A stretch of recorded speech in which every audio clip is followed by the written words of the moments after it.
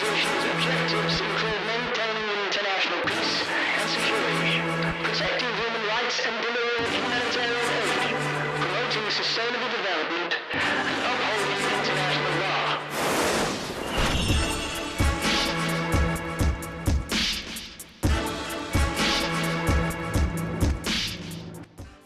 Welcome to Super Adaptables, a more than walk-in video podcast discussion. Today's topic is Where There's a Wheel, There's a Way. Our disability community is filled with individuals who have adapted to obtain new abilities since their injuries occurred. Our disability is our greatest strength. It gives us a supervision to see the issues facing humanity from a more inclusive perspective and the grit to fight back against all odds. Our goal for these conversations is to make us think critically and for us all to leave with a newfound sense of belonging in a world where we have more things in common than we do different. I'm Corey Feasley, C4 complete quadriplegic since 2005. And I'm Jonathan Sigworth, C7 complete quadriplegic since 2006, both of us hailing from the great state of Connecticut. Yes, sir. So listen, since the beginning, disabled people have been a part of society. Though historians weren't keeping a census on our community, in 1552 BC, the first recording of someone with a mental disability was put in a document called the Therapeutic Papyrus of Thebes. Fast forward to 1655, the first self-propelled wheelchair was created by a paraplegic German watchmaker named Stephan Farfler. And now in 2024, Connecticut wheelchair users have helped pass the first law in the US that protects wheelchair users from horrific months to years-long repair delays fueled by dominating private equity business practices. Whether you are born with or acquire a disability at a later point, having one doesn't mean you shrivel up and disappear. It means you are now part of creating a more diverse and inclusive world, one step or a wheel at a time. Exactly. And, tonight we're really going to delve into both some historic facts and up to our current point about disability and how society has slowly kind of made frowning upon those with disabilities a systemic issue. And, because More Than Walking, we represent, not just people here in the US, but around the world. We're going to be, we're going to be talking about wheelchairs in the context of issues that we're facing here, but also as it deals with the global community. Yes, sir. So tonight we want to welcome in a special guest. I would like to introduce Eric Kondo. He's a T5 complete paraplegic from Massachusetts who isn't defined by being in a wheelchair, but rather by what he and others can do with their chair. Injured at 19 during a motorcycle accident while attending Bates College in Maine. Eric has spent the last 3 decades challenging social norms and advocating that people with disabilities ought to embrace the new change paralysis has caused and some of the possibilities that you can still experience a full life in the chair instead of merely waiting on the cure. A husband, father, business owner, and innovator. Please give a warm welcome to Eric. Hi, thanks for the introduction. I appreciate it. No problem. This is my first time at the More Than Walking podcast, so bear with me. I figure out what's going on. All right. And I also wanted to plug in Eric's website, which is redpillinnovations.com. We'll also include that link so you can check out some of the neat things that he's doing, as well as visiting his YouTube channel, Demo 63. But also with that, we want to welcome the other Super Adaptables with us today. As we call on you, say hello, your name, where you're calling in from, your disability, and finally, how have you adapted your wheelchair or assistive technology to your environment? And Eric, we'll start with you. Okay, so regarding adaptability, one of my goals for myself has always been to really be as adaptable as possible. And I think that if we look at a wheelchair, we really have a system. It's ourselves, the user, we have our wheelchair, and we have the environment, right? So as individuals, there's not a lot we can do about the environment. So, we have to look at how do we make ourselves adaptable and how do we make our chairs adaptable? Because those are two things we can control as much as we can. So, my goal in the last few years has really been, working on different mobility devices that I can create and modify and adapt from standard consumer available products. Because generally speaking, if products are made for able-bodied people, they're relatively cheap and they're relatively good quality. So I think that for us as people with disabilities, we have to look to those sources if we're trying to, adapt devices, because that's where we can get devices cheaper. Nice. Otherwise, we're forced to deal with whatever's been created for us by the, wheelchair industrial complex or the medical community, who effectively don't use wheelchairs. Awesome. Awesome. Thank you for that. Harley. Hello, I'm Harley. I'm in Paris, Texas, and I've been a C7 incomplete quadriplegic since my 19th birthday in 1994 when I dove into a river and bounced my head off a rock, breaking my neck in two places. And yeah, I think it's great what we're doing here with this podcast and bringing awareness to everyone. And for me, I look at it as I don't live in my chair, I live with my chair. Excellent. Brandon. Yep, I am Brandon. I am 39 years old. I live in Elbert, Colorado. I am a C6, C7 complete quadriplegic from a vehicle accident. I was partially ejected and the Jeep rolled on top of me in 2017.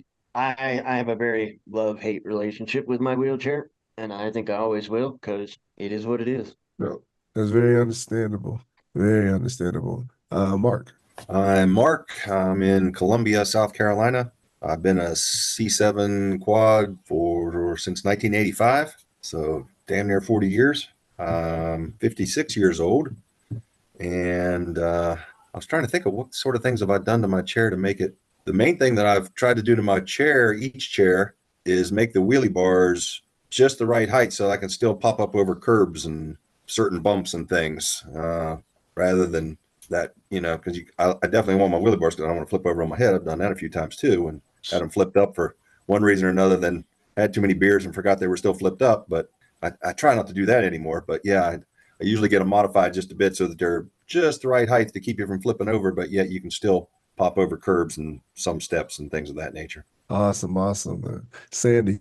Hi, I'm Sandy. I live in South Florida. I'm a C4, C5 quadriplegic. I got into a car accident in 2015. I'm still trying to get adapted to my wheelchairs. I have two of them. One, I just recently put a sip and puff, which is like a straw you can blow or suck into so that you can maneuver it. I've hit a couple of things, and just on Saturday, my son broke my mirror closet, so still trying to get adjusted to it, but hopefully I learn how to use it. I've had this chair for almost 5 years now, and I'm still not really fully acquainted with it, but it motivates me. Awesome. Cool. Amber. Amber, are you still with us? Yeah, she's Amber, you're on mute. Hi, I'm Amber. I have spastic cerebral palsy. I was born with it, but officially diagnosed at 3. I can't really say that I have made my chairs adaptable. The most I've probably done, not on this chair, but my one before I had this motorized chair, I had the hooks where you put the straps like when you go on a bus or a van. And I really don't look at my wheelchair as my wheelchair. It's my legs when I go out in the community. So, yeah. Nice. And I see that Kendra's joined us. Hello, everybody. I'm happy to be here. This is my first time and I was a little late, so I apologize, but it's super great to see everybody. My name is Kendra Muller. I am based here in Southern California. I am a C6 complete injury, been injured for about 12 years now. And I believe the question is adaptations on my chair. Yep. Would that be correct? Yes. Yep. Thanks, Corey. No problem. Since I've been doing this for over a decade, absolutely. I always tweak my chairs that I get just to make, everybody's body is slightly different, even if you say you have the most similar injuries to each other. So just little tweaks that make it more comfortable for me, or just like the slight angle of things. Just I guess sitting in different chairs and experimenting with different little tweaks have really helped me. Sometimes I'll roll around for a little bit with a new tweak and then decide Awesome. it's good or bad. Nice. John, how have you adapted your chair? Oh yeah. Let's see. I turned my chair into a travel commode. Cool. Cut a hole in the center of it, and trips back and forth between India kind of necessitated traveling light. So that's the first thing that you see. You lift up the cushion, there's a giant hole in the center. but that served me well for the purposes. How about you, Corey? Oh, yes. So I have a F5 Corpus, which is manufactured by Permobil. Instead of having a center drive chair that turns on a dime, it's front wheel drive with an aggressive tread, so I can deal with certain curbs and when things get steep, I can brake and easily climb.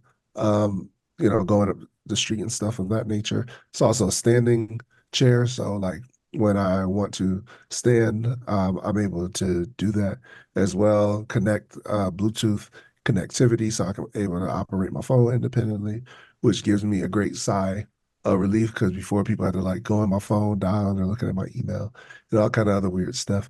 But it makes me feel great that I can do things by myself. But thank you guys all for just talking a little bit about adaptations, and we're just going to jump right into the first question. So, while I was preparing for the podcast and doing a lot of research, I really was trying to figure out why does society think and feel a particular way about those of us with disabilities? If you weren't disabled before this, you just blended right into society and you did what you did. But there's just this kind of stigma on us, and where does it begin? So from ancient to modern civilizations, many believe their social status meant they were superior to others. Aristotle, who is widely recognized as one of the greatest philosophers, believed that deformed children shouldn't even be given the option to live. So Eric, why do you think historically people develop a mindset that ignores our humanity? As advocates, what is our role in diffusing this way of thinking from becoming pervasive again? And who does the onus fall on to ensure equal access to basic needs? It's a mouthful here, so I'll try to be brief. I think it comes down to effectively societal low expectations of the competency and productivity of people with disabilities, and that drives the entire cycle. So, I mean, we're going back historically. Again, you need to be productive for your family, for your tribe, for whatever group you're in. And if you're not seen being productive or as productive, then you have less value. That affects your social status. So to me, that's really what drives all of this.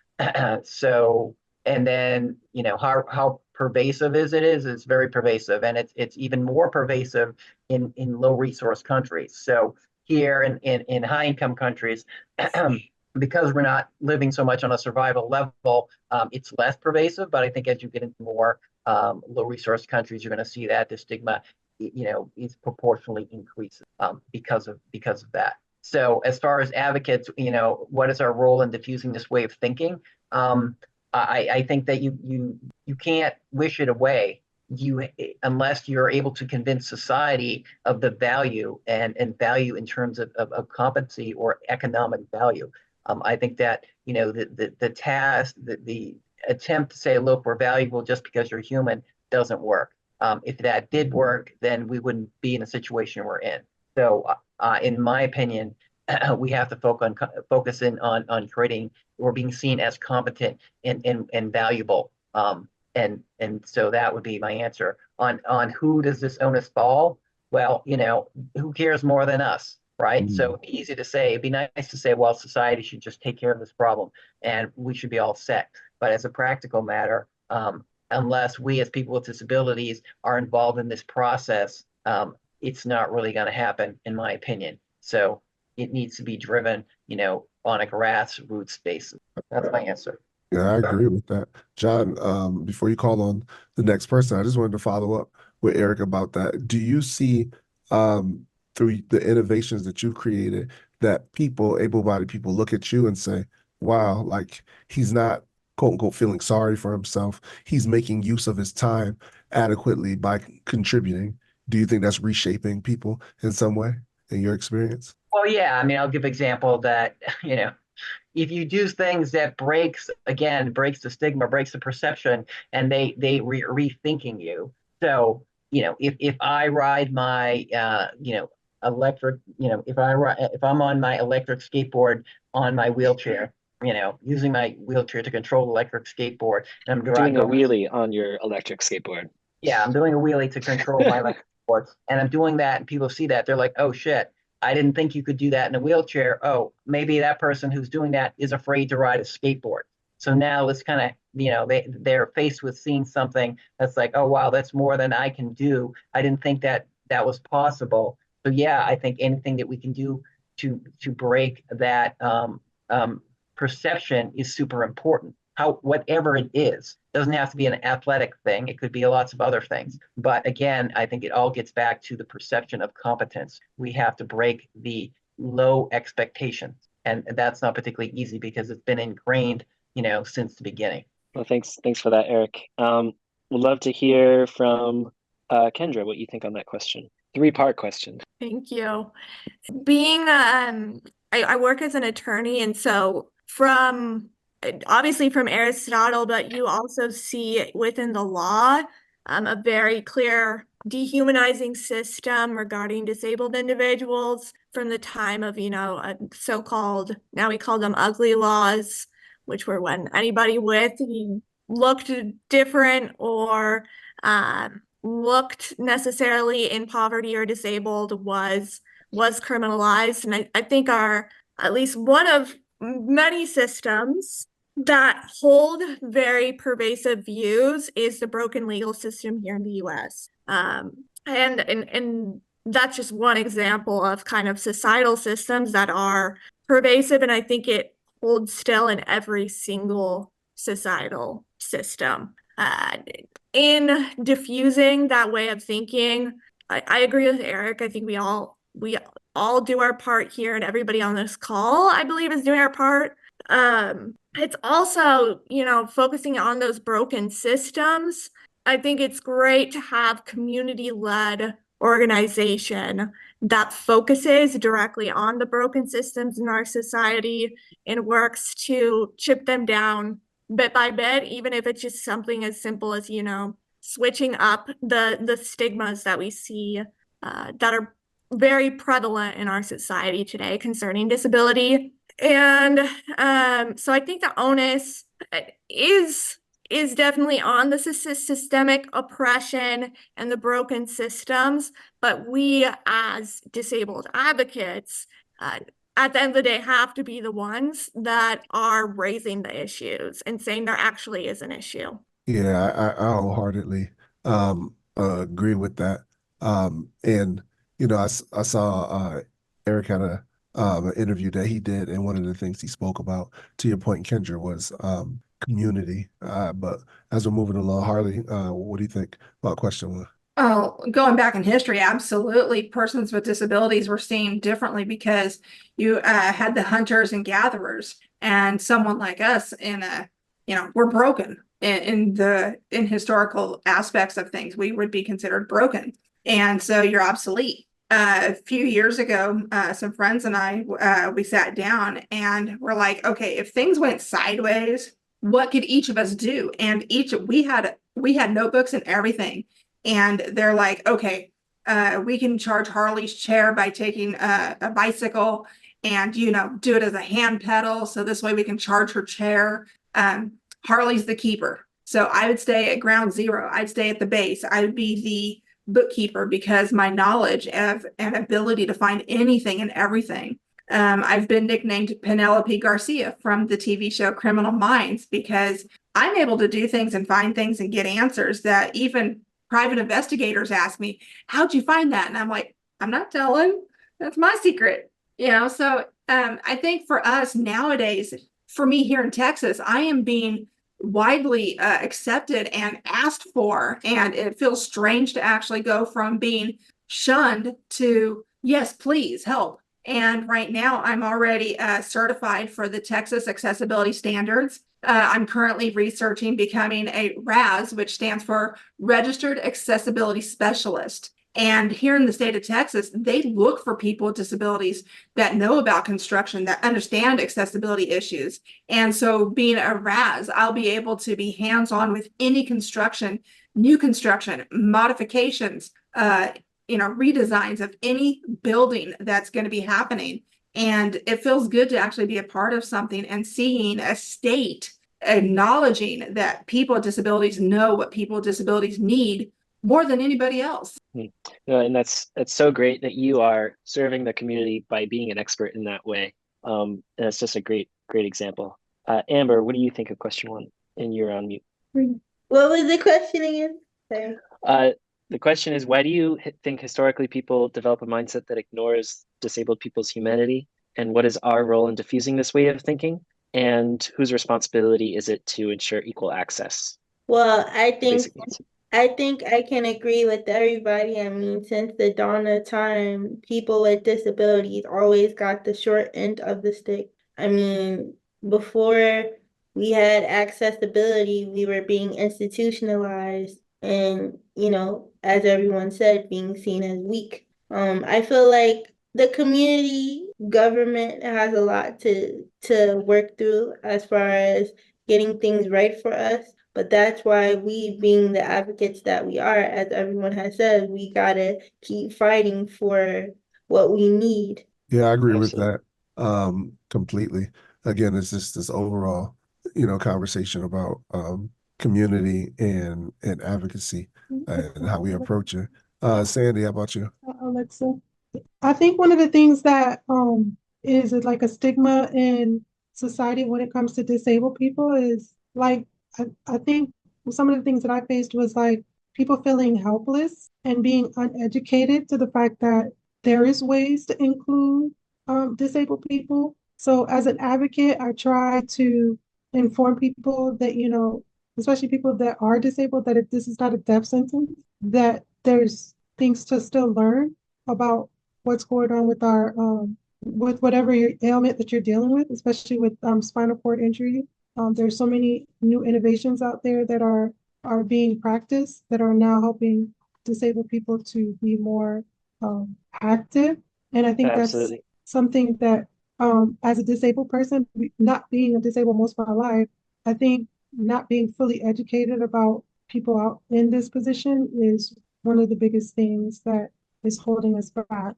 Like people not fully knowing how they can help us. No, it's an excellent point. And there's two parts of that, right? The people who have been making the laws and the policies and the devices up until this point, well, I mean, with some exceptions, are largely non-disabled folks, right? And then who don't have our expertise. But at the same time, we need to get more disabled people to be more public out there, highlighted as icons, role models on film screens, so that those of us who become disabled, can see what's possible, and have those examples of people who break the stigma, like Eric with his wheelie skateboard machine, and other things, whether it's in the courtroom or in the skate park.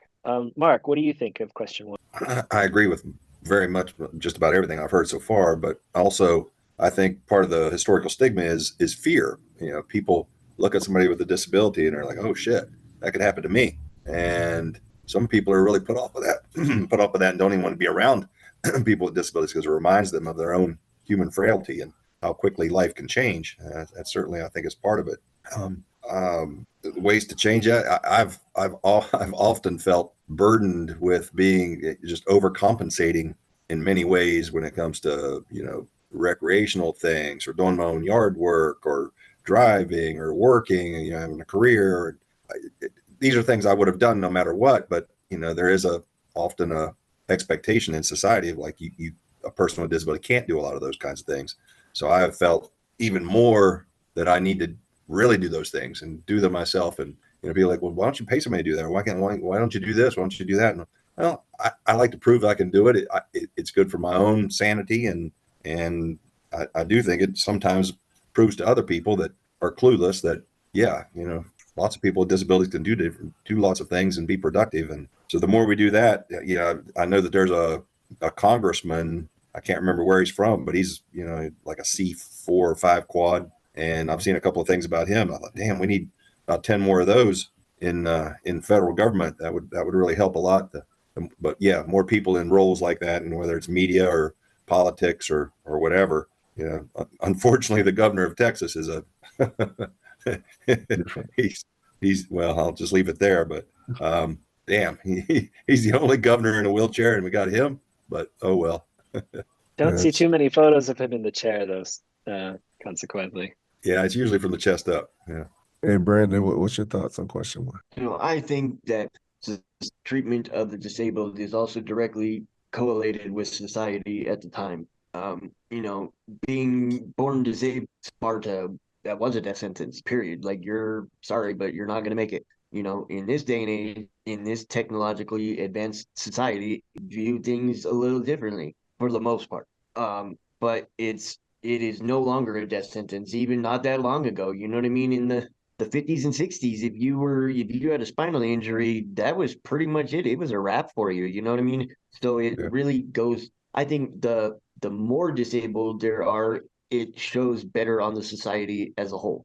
I think we are the ones that shine, not the other way around. And the second part, sorry, like, yeah, getting more people in, actually having people that are, playing a quad in a movie, that would probably be one really big, step in the right direction.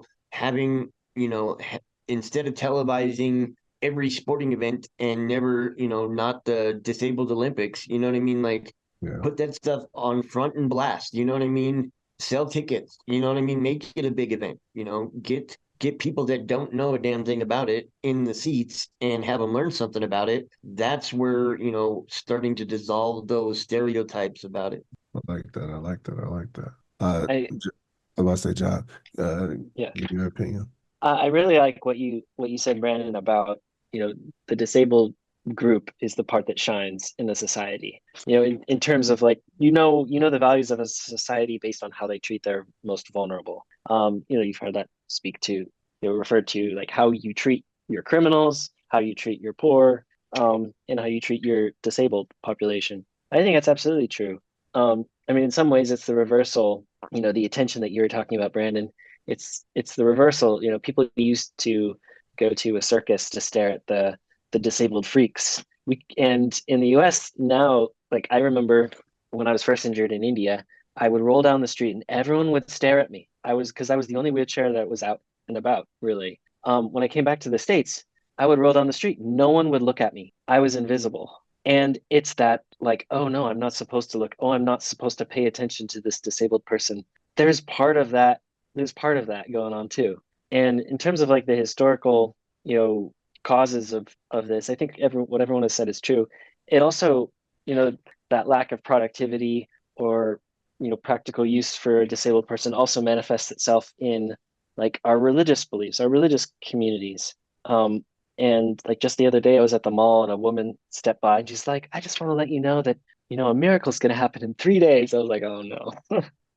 And I tried talking to her. I was like, look, I know you think that, like, I'm cursed, but, like, I really think it's, like, a good thing that's happened to me. And she's like, oh, but you don't know. You don't know. All of this is the result of a curse. Not you're not the curse, but, all disability. And I was like, you're arguing with me, really? There's, like, such ingrained things in our religious communities, religious stigma related to, like, the idea of sin. Then there's American individualism, where it's like, as Mark, you're talking to, like, you have to do everything yourself. Is almost like there's a fine line between going against the stigma to prove a point, and then also kind of, for, to the detriment of your quality of life, condoning the pressure or the expectation, right? Yeah, I think what everyone said is great. And of course, yeah, the onus is on us to raise awareness, I think, but we need to hold the systems accountable, and often that has to do with our representatives and legislators. Alexa in the middle. Yeah, I totally agree with everything you guys have said. Certain thoughts, and they kind of take on a life of their own, and then people just kind of forget about the humanity. And even from a religious standpoint, as a Christian, people forget about God's love. So everything is like, well, the reason why you're this way is somehow God frowned upon you or didn't want to shine his face upon you. And that's not necessarily true. He creates all people, and what happens to us as individuals, some of it is unexplainable. We just don't really know. So I think historically people gravitate to also this feeling, this hubris of superiority in ancient culture. That's what it was. It was like, well, we are better than you and we offer more into society than you can. So we need to do away from you. In fact, there was this this gentleman in the 1700s who talked about how the effects of people with disabilities and population growth would adversely affect all people. So in some ways, eliminating us is like this crowd control. And then when you think about things like that, it's even in today's society. And that gentleman, ironically enough, had a cleft palate, right? So it's like people are hypocritical, and we need to change that. So I think to help alleviate it, we also need compassionate lawmakers, and we also need people who look just like us, representative Alexa, of us in all of our communities. And when you have people who are making the rules and they're not disabled, they have a tendency to overlook the needs of all of us. So moving on to the, sorry, John, you want to add something? Oh, no, go ahead. All right, so we're just going to do kind of like a quick lightning round between questions 2 and the third one. And of course, Eric, we're going to start with you. So funding is often cited as a reason certain features or accommodations aren't implemented into accessible design. Given that wheelchairs are useless in an inaccessible environment and vice versa, what factors are important to consider when providing both? And when you received your first chair, what are some of the barriers you faced? And if you have any tips and tricks, definitely offer those up. And also, Eric, 100 years from now, what do you hope the world will look like concerning accessibility? How do you see wheelchair design as someone who is pioneering different inventions? So, yeah, I think we're going to go back to the same, this is a spinoff of the same kind of question as far as, why accessible design isn't implemented, because society doesn't think it's worthwhile. This is a cost and benefit equation. Is it worth me to, spend X amount of dollars on this or not? Where do I spend my money? Society says doesn't really matter. So that is why you see relatively slow improvements in accessible design, I think. Then, what factors can the government, policymakers, businesses, and nonprofits consider? Again, it's going to have to be the factors that show it's worthwhile. So providing accessibility is worth your while. Those are the factors. They have to be shown those factors, particularly those economic factors, for them to make the decisions to spend the money. That's where I think it boils down to. When I received my first wheelchair, that was in 1984. Manual chair. I was in college up in Maine. Wasn't particularly accessible. It was in the winter, so I'm not going to tell you what kind of barriers I faced, because you probably pretty much can guess, right? So as far as what tips and tricks that I learned to overcome those challenges, well, on a related thing, I got really good at climbing stairs in my manual chair. This is not, what everyone's going to be able to do, but that specifically because I took a semester in England, and there was a lot of stairs in England. So that's one particular thing that worked out for me. But again, that's just me, and then that's just that situation. So as far as 100 years from now, what would I like to see? I think we all can pretty much guess what we'd like to see. We'd like to see some, we just look at, we have examples of how society works for people it works for, and say, that's what we want, some of that action, right? And as far as where wheelchair design is going to go, I don't know. I will say there is a huge trend, because of the fact that the most amount of money is made by the wheelchair industrial complex by making the most complex devices in the most expensive way. I'm afraid that all of us are steered towards over reliance on assistive technology that's expensive, So that is where things I see progressing now. We'll see if it keeps going that way, but that is definitely a concern of mine. So I'll pass it on. No, thanks, Eric. Kendra, again, lightning round, last 2 questions. To answer funding, in my own personal experience, when there's budget shortfalls for a state or a local government or an organization, I see marginalized communities, and especially individuals with multiple identities where society has deemed those identities as less than, whether that be disability or race or ethnicity or religion, is they bear the brunt of those shortfalls. And again, that goes back to the combination of historical and current pervasiveness of the dehumanizing of the groups, like we talked about. For me, the barriers that I faced when I was first injured, I think a lot had to do with the dehumanizing that I did understand very well, because I had a lot of internalized ableism and I lived within that society. So I had grown up having those less than societal expectations of disabled people, of dehumanizing them, myself. And so I think reaching out when I was first in a wheelchair and connecting with the community and those who had gone before me really, really helped me to overcome both my internal barriers that I was facing, and then, physical tips and tricks, and the wonderful individuals that had figured out things. So I wasn't reinventing the wheel, for lack of a better term. And in 100 years, I'd like to see universal, equitable access for all individuals. Beautiful. Nice, nice. Sandy. When it comes to wheelchair and funding implemented by policymakers and nonprofits, I think they need to make an evaluation of communities that actually need it. There's some communities that have more disabled people than others. So I think they need to seek out which communities need it the most when it comes to funding and accessibility and educating people. I think one of the biggest things that I faced when I first got my wheelchair was I got a manual wheelchair and I didn't even know I was qualified for a mobile chair.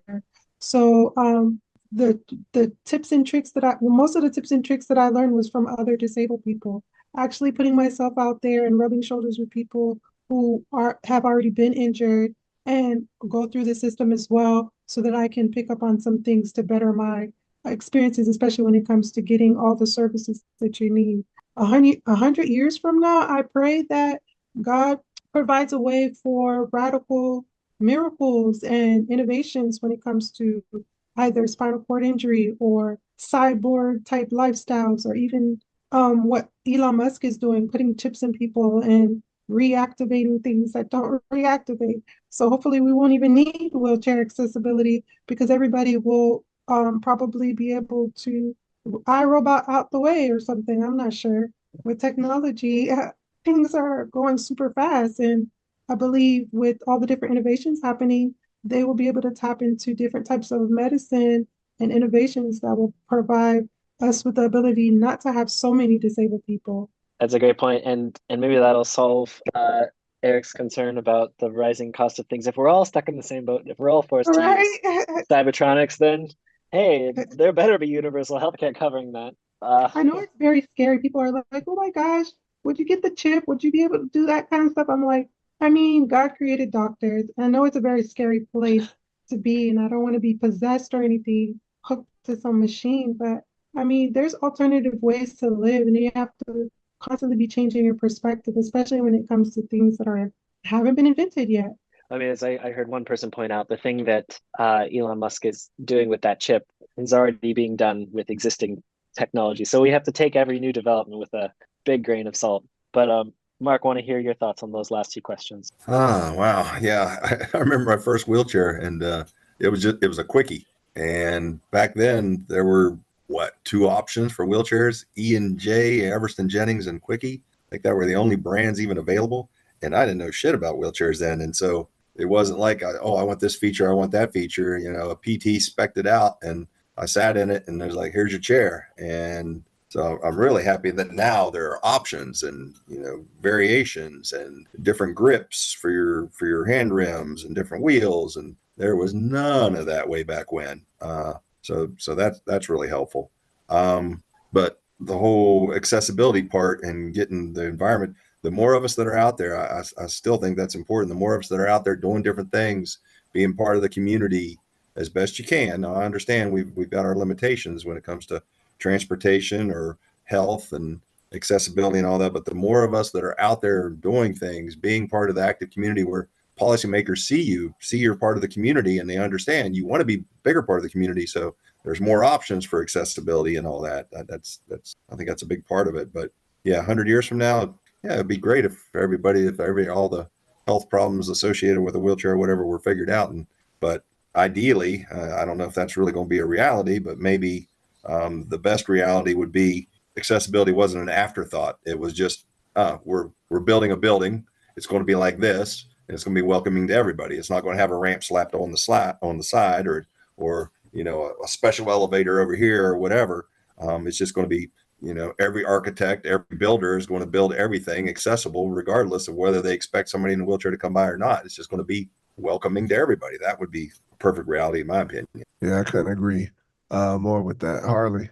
Well, let's see if I can shove 30 years into a real quick question. For funding, I went to a town hall meeting here in Paris and I said, look, your accessibility sucks, and nicely. And, here's how I can help. And I volunteered my expertise after 30 years of being in the chair. And the mayor himself approached me after the meeting and said, would you come to a council meeting so it's recorded and more people can see it? So I did. And I said, look, if you change your accessibility, it's not just going to benefit people in wheelchairs or your elderly that use walkers. You got people with strollers. You have people with bicycles. You have people that come from all over to visit Paris. So this will not just benefit the accessibility side of things, but your economic growth will prosper greatly.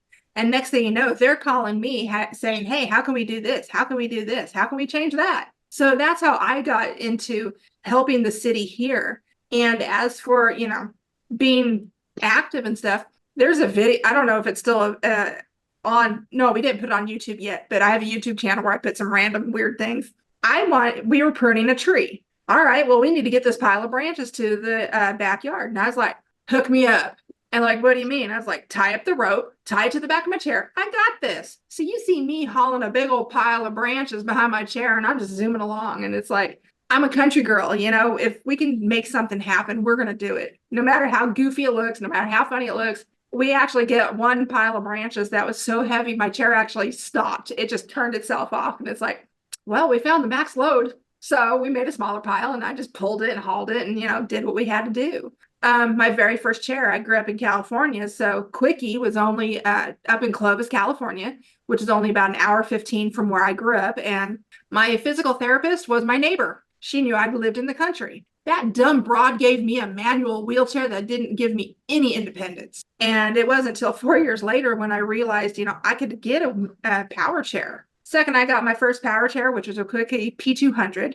It was great. I went everywhere, got stuck a few times. So we took the little wheelie wheels off the battery carriage in the back, started popping wheelies with that power chair and went everywhere else. And it's just nonstop. It's like, how can I make something better? And as for where we're going, we're talking about, not needing wheelchairs and stuff or accessibility for wheelchairs. But in fact, the accessibility isn't for just people in wheelchairs. What about the hearing impaired? What about the visually impaired? There are other people that benefit greatly from these accessibility standards that we bring forth. And I think that they'll always be needed, but not necessarily for people in wheelchairs. I think in 100 years, our wheelchairs are going to be kind of like Autobots, where it'll be sitting down one time, and then if you need to go upstairs, it'll transform. So you're still in your wheelchair, but you're able to go upstairs, go downstairs.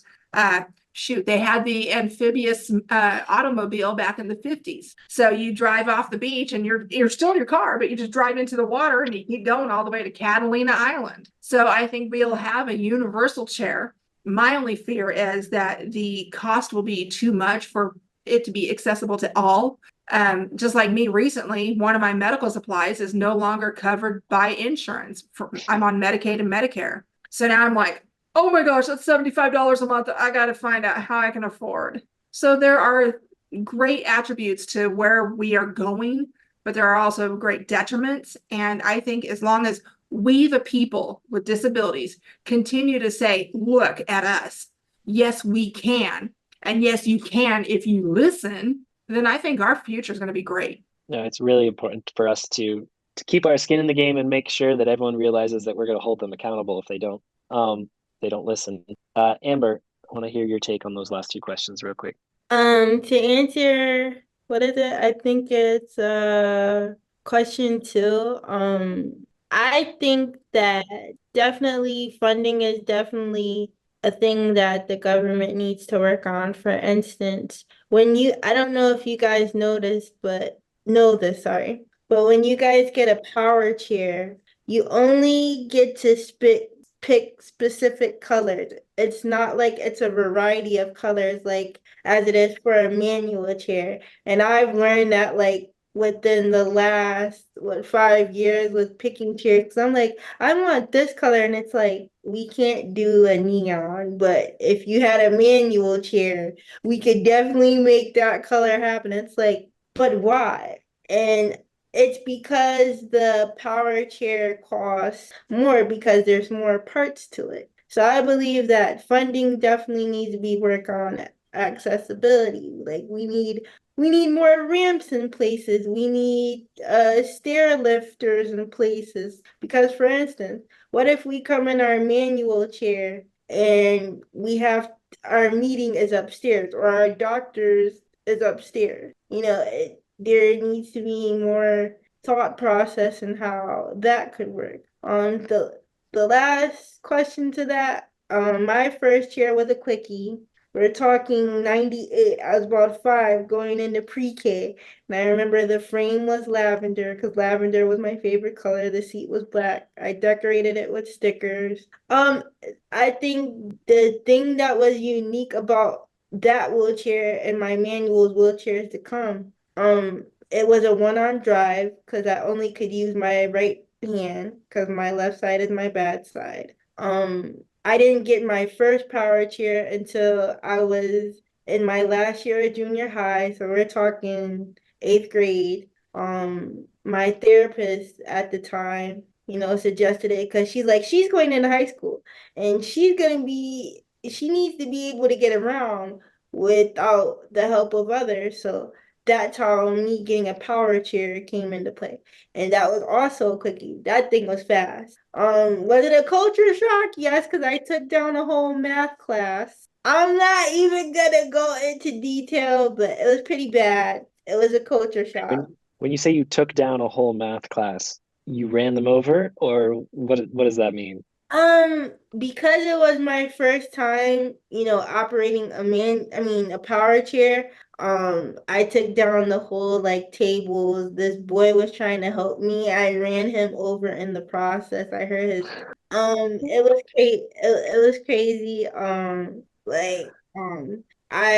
remember when I first got the chair, my mom told the bus driver, she's like, look, she doesn't know how to drive it. You're gonna have to help her. I remember the second day I wind up pinning her against the bus lift. I messed up her leg. It wasn't intentional, guys.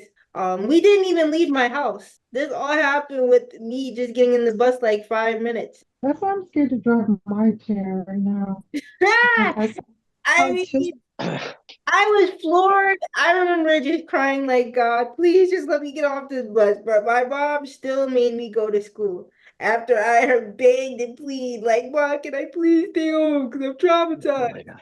But So when you say take down, it is what we are imagining. Okay, that's good. yeah, the And whole what do you see in terms of accessibility 100 years from now, Amber? What's your vision? 100 years from now, I hope everything just operated smartly. Like we don't have to use like joysticks to operate our chairs. Everything's done by a click of, your hand. What's the word I'm looking for? Like, electric ramps where, if they see a wheelchair come by, the ramp just automatically pops out and then goes back in once we leave. Electronic doors where we don't even have to press the button anymore. As soon as we come through the door, it just automatically opens. But that I would want to see for anybody. Beautiful. That sounds wonderful. Brandon, you are last. What are your thoughts on those last two questions? So, like, and ways to change that, I want to see like all of Congress, all of the Senate, city, county, townships. I think everybody that are making these laws for all of us need to be shoved in a wheelchair for a week and be made to live in it for a week. And if they're found out of the chair for any reason other than going to bed, then you automatically lose your job. You are not allowed to make those things. You're not allowed to do it, but you need to know what to be out in public in a wheelchair. And you need to see that what we're asking for isn't above and beyond some little nerd with a calculator. Like, it's ridiculous. My first chair was an F3, but I was on Sip and Puff as well. And it was I never really had any friends growing up that were in wheelchairs or nothing. So it was my first whole thing with a wheelchair, and trying to do the Sip and Puff thing is a nightmare. I went into it was a good or not a Goodwill, but an Army Navy surplus store right by Craig Hospital here in Colorado, and I demolished it. Same thing. I took everything out. My dad ended up having to like turn the little suction thing off and drive me out from behind. Like, sorry guys, like just is what it is. And then how I hope to see society in 100 years, if I can see it in 100 years, is Wally, where everybody's in wheelchairs anyway, and it doesn't matter. No.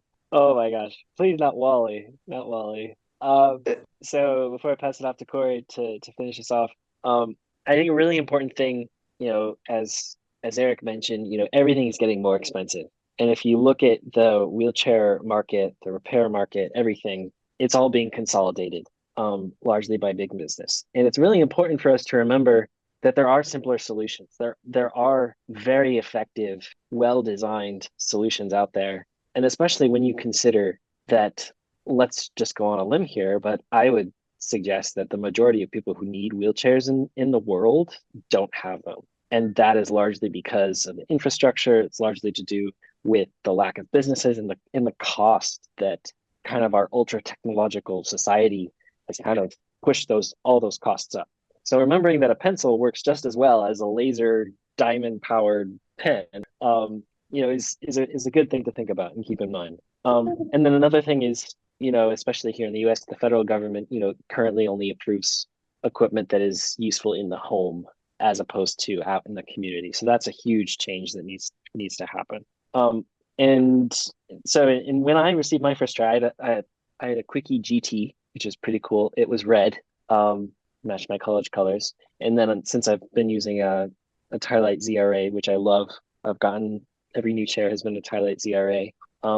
But it's always been something that I can adjust. It's highly adjustable. And I think one of the biggest barriers, if you can adjust it, learn how to fix your own chair and learn all the ins and outs, whether you can fix your own chair or guide someone to fix your own chair without voiding the warranty, of course. But that knowledge is really, really helpful, not being dependent all the time on others or on these big companies largely that are in charge of it. And then 100 years from now, I'm going to take a modified approach. I want us all to have our own 3D printers and have access to the best designs out there, whether it's super technological or whether it's super manual. One of those designs that Garrett has come up with and put up on his website for open access wheelchairs. I hope that's a feature where like you have a printer in your room, prints out carbon fiber wheelchairs, custom to your needs. That would be amazing. That is fire. And based off of a couple of y'all responses, they're probably gonna start asking us to like keep wheelchair insurance because we can't be taking out math classes and Army surplus stores. I tell anybody, they'd be like, "Oh, watch out now." I tell them all the time, I'm not insured. So like if I break your leg, your foot, it's not my fault.